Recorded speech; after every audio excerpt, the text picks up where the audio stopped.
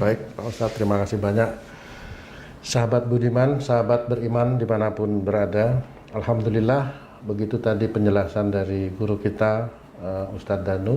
Mudah-mudahan ini bisa menambah wawasan kita, bukan hanya menambah, tapi kalau bisa menjadikan satu pedoman dan petunjuk agar kita itu bisa menjadi hamba-hamba Allah yang beriman dan bertakwa di hadapan Allah. Bagaimana kita bisa mendidik anak kita sejak kecil. Kalau kita memang menginginkan anak kita menjadi anak yang soleh, marilah kita mulai saat ini berubah kita dari berjalan, kita sendiri sebagai orang tuanya, dari kita sendiri, dari saya sendiri, insya Allah, amin, insya Allah, amin. Baik, sahabat-sahabat beriman dimanapun berada, kita lanjutkan dengan pertanyaan berikutnya. Kali ini mohon maaf ada 2 pertanyaan saja. Nanti kita lanjutkan di episode berikutnya. Yang kedua ini datangnya dari Ibu Umi ya. Mohon maaf saya samarkan aja namanya. Mudah-mudahan ini bisa juga menjadi Ibu Fulan. Petunjuk Ibu Umi Fulan. Jazakallah khair Pak Ustadz. Jadi Ibu Umi ingin bertanya pada episode yang berikutnya itu Pak Ustadz pernah menerangkan mengenai moksa. Jadi pertanyaannya, apakah tidak semua manusia itu meninggal? Dan beliau, Ibu Umi, ingin lebih dalam sedikit mengetahui mengenai moksa. Monggo Pak Ustadz, monggo. Iya, jadi memang moksa itu di dalam agama kita itu memang nggak ada ya. Itu hanya kayak umpamanya pelajaran di luar. Kali ada juga. Tapi mohon maaf sebentar Pak Ustadz. Kalau mengenai, mohon maaf sekali ini Pak Ustadz, saya potong sebentar. Kalau Nabi Isa bukan moksa ya Pak Ustadz ya? Bukan, itu hampir kayak moksa, tapi itu yang diinginkan oleh Allah. Jadi udah beda. Ini beda nih. Beda ya, beda. Makanya kalau saya cerita antara manusia dengan Nabi atau Rasul ada bedanya. Jadi jangan dianggap sama. Jadi kalau kita sakit sama Nabi sakit, janganlah dianggap sama. Kok kayak iman kita itu sama seperti Nabi sih, kan gitu ya. Jangan punya pikiran seperti itu. Monggo Pak Ustadz. Jadi moksa itu memang pernah dialami, salah satunya adalah Ratu Bilqis. Itu hilang beliau, tidak ada ceritanya Ratu Bilqis itu. Jadi yang lainnya ada, Nabi Sulaiman juga ada. Kemudian Ratu Bilqis itu istilahnya tapak tilasnya nggak ada. Nabi Sulaiman insya Allah ada. Istilahnya memang nggak pernah ketemu. Nah itu apa ya namanya? Itu bisa aja dikatakan hilang atau moksa. Makanya sebagian dari riwayat itu menceritakan bahwa Ratu Bilqis atau Balqis dari negeri Saba atau Seba itu diklaim dia itu ratu dari kerajaan jin. Ini hanya beberapa riwayat atau cerita ya. Jadi sehingga itu Nabi Sulaiman itu menikahi ratu dari kerajaan jin. Sebenarnya enggak seperti itu. Itu memang manusia, tapi kali memang semua kan ada cerita dari Allah Ta'ala ya. Nah, moksa sendiri itu bagaimana? Sebenarnya saya sendiri juga belum tahu persis, tetapi saya hanya mengamati dari beberapa cerita, kemudian dari beberapa cerita raja-raja yang memang hilang itu. Iya, betul Pak Ustadz. Itu memang ada. Jadi moksa itu sama seperti umpamanya tung di sini, kemudian ditutup kain, hilang, kemudian pindah di tempat lain sana. Kayak sulap Pak Ustadz. Kenapa? Kayak sulap. Kayak sulap memang. Kayak tapi sulap yang nyulap ini jagonya sulap kira-kira gitu. Kali ya.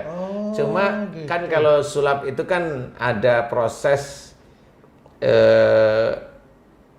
pindahnya itu waktunya pendek, sangat pendek istilahnya. Jadi waktunya itu hanya sekedipan mata. Ya, ini betul, kalau sulap. Betul. Kalau moksa itu dia, kalau saya berpikir itu seperti terkunci istilahnya. Jadi ilmunya itu pada waktu menghilang itu terkunci istilahnya. Jadi pada waktu menghilang itu memang ada ilmu yang mengunci. Saya tidak tahu persis ya istilahnya ilmu itu bagaimana. Maksudnya cara kerja ilmu itu bagaimana, karena saya nggak punya ilmu seperti itu. Tetapi yang saya amati kayak mengunci. Jadi pada waktu hilang ilmu itu mengunci. Maksudnya ilmu ini jin gitu Pak Ustadz? Ya bisa aja dikatakan jin juga, gimana lagi? Oh, namanya ilmu-ilmu begitu rata-rata jin. Ya. Kalau saya mau kaitkan dengan cerita di dalam surat Al-Kahfi ini, mohon maaf Pak Ustadz, ada beberapa laki-laki dengan seekor binatang yang dia tertidur hampir 300 sekian tahun. Apakah itu kalau mau disamakan dengan fenomena moksa ini apa mirip-mirip seperti Enggak, itu? Oh beda enggak Pak Ustadz ya? Itu beda, karena kalau itu cerita itu ditidurkan Kan, oleh Allah betul, Ta'ala. betul. Ada banyak kejadian-kejadian Ya, berarti Pak Ustadz benar. ya? Jadi moksa beda dengan itu. Kalau moksa itu orangnya mati atau enggak itu Pak Ustadz? Setahu saya enggak mati. Orangnya itu Enggak mati Pak Ustadz? insya Allah nggak mati. Dia masuk ke dunia jin. Jadi kalau masuk ke dunia jin, nanti tahapan dia matinya nanti pada saat kiamat kubro. Apakah mereka itu orang Muslim Pak Ustadz? Nggak harus Muslim ya itu ya. Jadi kalau Muslim, kalau memang Muslim yang benar ya nggak ada moksa kayaknya ya. Jadi, Karena kalau dalam Islam, dalam Quran kan disebutkan itu Pak, kullu nafsin dha'iqatul maut, bahwa setiap yang bernyawa pasti akan mengalami mati. Kan? ya. Nah, moksa ini kan tidak mati menurut Pak Ustadz tadi. Enggak mati. Sampai berapa lama bisa? Nah itu gimana taunya Pak Ustadz itu kalau tidak mati? Jadi moksa itu kayak struktur tubuh manusia itu dihentikan. Wih. Dihentikan. Ruhnya Pak Ustadz gimana? Nah, dia masih punya ruh aja. Ini kekuasaan Allah. Kalau itu sudah menyentuh ke kekuasaan Allah ya. Ilmu-ilmu kekuasaan Allah. Jadi saya tidak tahu persis ya. Yang saya tahu dia akan berhenti pada waktu umpamanya Tung itu mau moksa sekarang ya sampai besok umpamanya tahun 1000 tahun lagi ya begini aja wajahnya. Oh, berarti moksa itu yang diinginkan oleh yang mau moksa atau memang ada? Diinginkan oleh yang mau moksa itu. Jadi kayak umpamanya kerajaan Brawijaya, dia nggak mau dikalahkan, dia nggak mau dikalahkan, intinya saya ingin menghilang, saya ingin di surga tanpa saya itu begini, gitu kali ya, saya belum paham betul, tapi itu kan keinginan, sehingga pada waktu itulah dia membaca mantra, di mana mantra itu sebenarnya mantra penghilang aja. Nah, karena dia ingin di surga, dia tidak ingin terbebani dengan dunia kali. Nah, yang tidak terbebani di dunia ini kan biasanya itu di alam jin yang nggak ada makan, nggak perlu makan, nggak perlu ini, nggak perlu ini gitu. Nah, ini hanya penelitian saya aja, ini subjektif. Jadi silahkan kalau memang yang lain mau memberikan referensi, silahkan aja. Ini hanya pengetahuan ini aja. pengetahuan yang saya ketahui. Ya, ini subjektif saya. Nah, kali akhirnya mengunci ilmu mantra yang dia ucapkan, dia hilang, kemudian mengunci karena dia ingin tidak terbebani dengan sifat manusia. Sifat manusia itu ya ada matinya, ada ininya. Jadi seperti mengunci istilahnya. Bagaimana itu bisa mengunci? Ya, itu hanya Allah Ta'ala yang punya ilmu-ilmu begitu kan Allah ya. Masa ada jin punya ilmu begitu bukan atas izin Allah? Kan jangan disalahkan jinnya. Kan begitu ya. Jadi saya hanya melihat dari kekuasaan Allah aja, itu kekuasaan Allah aja. Nah, sehingga orang yang begitu terkunci, sehingga dia hanya bisa hilang. Nah, hilang dia di mana? Nah, hilang dia itu ya bisa antara jin dengan manusia. Di alam itu? Di alam itu aja dua. Seperti itu. Jadi moksa seperti itu yang saya ketahui. Jadi di alam jin dan manusia.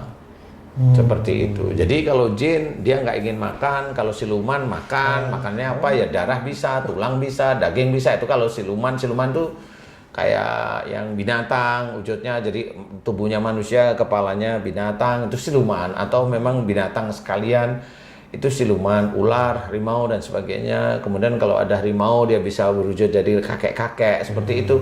Ya itu jin begitu-begitu itulah sifatnya jin. Berarti itu. satu ketika nanti seseorang atau siapa yang moksa itu kemungkinan bisa akan mak jedunggu gitu lagi tuh Pak. Apa namanya itu?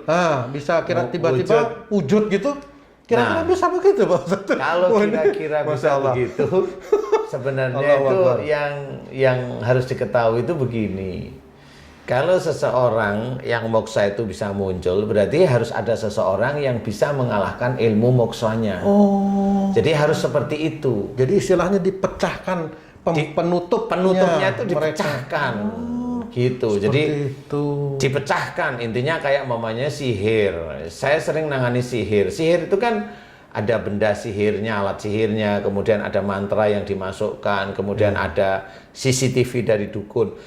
Itu kan harus diketahui dan harus dimohonkan kepada Allah Ta'ala. Kenapa dukun itu punya CCTV atau dukun itu punya cara untuk melihat, oh orang ini ada di sini, orang ini ada di sini, ya dia punya ilmu itu. Nah itu harus dihancurkan. Nah siapa yang bisa menghancurkan? Ya orang yang memang diizinkan oleh Allah Ta'ala untuk menghancurkan. Mau menghancurkan ilmunya dukun, mau menyelamatkan dukunnya, mau menghancurkan alat-alatnya, itu hanya Allah Ta'ala kalau sudah seperti itu. Nah kalau memang moksa itu mau wujud seperti manusia biasa, ya bisa kali, tapi dia harus ketemu dengan seseorang yang orang tersebut itu memang insya Allah atas izin Allah mampu dia. Masya Allah. Atas izin Allah mampu. Ya, sudah titik itu. Ya gimana caranya mampu? Ya dicari aja di dunia ini kira-kira siapa yang tahu tentang moksa, bagaimana mengunci ilmu moksa itu, mengunci dari ilmu hilang. Lah kalau ada orang yang kan sama, umpamanya kita dari sini mau ke Monas itu kan sudah diurut, mau jalan lewat mana, lewat ini, jam sekian, ada ganjil genap, mau yang mana, kan harus begitu. Lah kalau dia tidak tahu asal jalan, tangkap polisi, kan nggak sampai ke Monas. Iya. Kan begitu cara mikirnya, kan gitu. Runutnya seperti itu. Iya, kalau ada sihir, itu ada alat sihirnya, ada mantra sihirnya, di dalam juga ada mantra sihirnya, ada benda sihirnya. Lah itu kalau nggak dihancurkan, lah sampai kapan ya nggak akan bisa sembuh orang seperti itu. Wong dia cara kerjanya aja nggak ngerti, kerja sihir itu nggak ngerti. Sama seperti mamanya kita itu ada mobil, ada kunci mobilnya, ada persnelengnya, ada koplengnya, ada remnya. Lah kalau nggak pernah tahu cara ngidupin mobil, mana bisa hidup itu mobil? Kan pakai otaknya begitu. Sama seperti itu, pakai baju, ada kancingnya, dibuka kancingnya dulu, dipakai. Ya ada juga yang brosot lewat belakang, ya silahkan. Belum lagi yang luar mana, yang dalam mana. Kan begitu.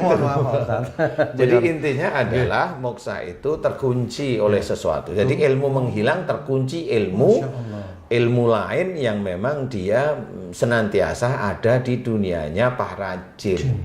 Kalau dia raja, berarti jin itu mengakui figur rajanya dia, sehingga dia membawai ya jin, ya teman-temannya dia yang pada saat itu diajak mokso, ya raja, ya patehnya, ya hulu balangnya, orang dipercaya, kemudian umpamanya yang bawa, yang ngurusin hewan-hewan kesenangan dia, yaitu diajak hilang semuanya. Kalau dia mau mengaminkan, ya sudah, mengaminkan itu mau, maksud saya bukan mengaminkan secara Islam ya. Dia itu istilahnya ya Prabu, ya Gusti, mau gitu. Yang ngumpul hilang sudah. Masya Allah. Semua bendanya yaitu ya kalau memang moksa, insya Allah yang saya ketahui seperti itu. Yang moksa yang namanya Brawijaya moksa, Gajah Mada moksa, Joyoboyo moksa, kemudian Ratu Sima moksa, kemudian Prabu Siliwangi moksa, Budawaka, Bramakandi moksa. Banyak di Sumatera juga ada, saya lupa ya di situ. Jadi banyak sekali yang moksa. Lah itu gimana moksa? Saya juga tidak tahu. Kenapa mereka itu moksa? Kenapa moksa itu kok banyaknya dari Indonesia? Saya juga tidak tahu. Betul. Di Indonesia yang banyak. Ya, iya. Kali mungkin karena di Indonesia lah ada orang yang mengetahui rahasia moksa itu. Kali ya Pak Ustadz ya. Baik Pak Ustadz, terima kasih atas dua penjelasan dari pertanyaan netizen Pak Ustadz. Sahabat beriman, mudah-mudahan dua pertanyaan ini bisa menambah wawasan kita. Tapi boleh saya tambahkan, bagi kita orang Islam jangan berkeinginan untuk moksa, jangan berkeinginan untuk hilang, karena itu ilmu itu pakai jin ya. Menyalahi takdir Pak Ustadz ya. Jangan menyalahi takdir lah ya. Kalau mamanya moksa itu dari zaman-zaman dulu, lah ini kan sudah terjadi, jangan menghujat. Jadilah orang yang baik di hadapan Allah Ta'ala. Cari solusinya, jangan menghujat. Karena menghujat itu dia akan dinilai oleh para malaikat dan dinilai oleh Allah Ta'ala. Orang hobinya menghujat aja, dia lama-lama ya busuk itu mulutnya. Ya dia akan bertanggung jawab nanti di akhirat. Jangan, cari solusinya. Solusi itu harus benar, praktek satu dengan yang lain harus dibuktikan. Jangan merasa paling baik, paling benar, paling hebat, paling tapi mudah-mudahan jangan, kalau kita sebagai seorang muslim jangan lakukan itu. Menghilang pun jangan. Main-main sihir jangan. Main-main sihir jangan. Menghilang nggak usah. Memindah barang di sini ke tempat lain jangan, karena itu permainan jin. Walaupun katanya itu ilusi, iyalah semau-maumu ngomong kalau saya gitu. Tapi intinya adalah saya mengajak jangan lakukan itu. Amin. Karena Allah. Baiklah para sahabat beriman, demikian penjelasan dari guru kita Al Ustadz Danu. Di episode berikutnya kita akan kupas siapa itu Ratu Sima, the Queen of Sheba. Yang Kebalik. Ratu Sima, Queen of Sheba, Ratu Bilqis. Ada dua nih, Ratu Sima, the Queen of Sheba. Itu dua ratu yang moksa. Oh ini beda ya. Jadi Ratu Sima sama Queen of Sheba itu maksudnya. Itu. Oh ya. Ini dikat nih? Terus saja. Oh terus saya nanti ada dia. Oh ya. Saya mau menjelaskan itu sebelum saya tutup, maksud saya gitu. Jadi kita akan bahas berikutnya. Yang lebih kita kenal itu Ratu Balqis, karena itu ada di dalam Quran. Dan apa sebenarnya tujuan dari raja-raja Jawa yang moksa itu? Kok ya pas yang moksa itu ya di Indonesia ini, di mana hanya di sini di channel Ustadz Danu official channel inilah yang kita bisa bahas mengenai masalah ini. Baik, sahabat-sahabat beriman, sampai jumpa lagi dalam episode berikutnya. Saya Tung, billahi taufiq wal hidayah. Assalamualaikum warahmatullahi wabarakatuh. Waalaikumsalam warahmatullahi wabarakatuh. Allahu Akbar.